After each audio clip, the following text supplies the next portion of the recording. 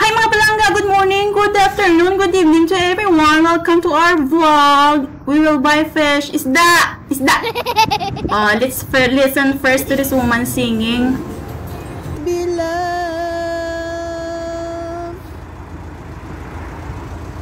it is over now. Palakpakan! Okay, so we're here in Bostanje.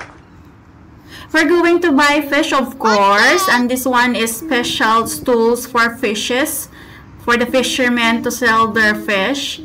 Medyo may kamahalan po ang fish nila dito, pero mga gwapa ang kanilang mga isda. Bumili po kami dito ng some salmon, 2 slices of salmon, 2 pieces of sea bass, and some shrimp. Napakalinis at maganda. Oh, may view pa. Tingnan ninyo. Coastline po iyan, ang Bostanje. Mas mura po bumili ng isda sa Kartal. Yung mga kababayan natin na alam yung Kartal, mas mura po ang isda dito. Ang Bostanje medyo may kamahalan kasi nga hindi ito talaga yung bilihan. Mga special stools lang iyan. Medyo mahal ang kanilang fish. O, tignan niyo si Kuya, paano niya listen yung ating sea bass. Bali, kinuha yung hasang, slice yung isda sa gitna, kinuha yung mga lamang loob, tapos nilinisan na mabuti. Of course, with some chika with Kuya. Sabi ni Kuya daw, kahit ano lang daw kinakain ng mga Pinoy. Kahit daw mga insekto kinakain ng Pinoy. Ha? Totoo. Totoo.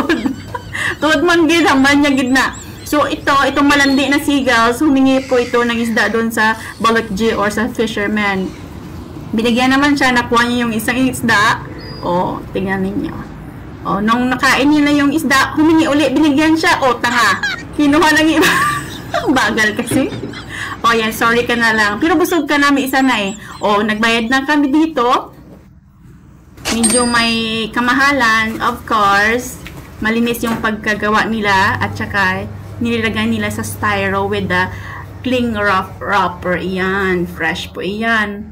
Malinis ang pagkagawa nila. At saka nagbigay, of course, ng tip. Yan yung parang, pasasalamat sa kanilang service. At saka magandang service at chika.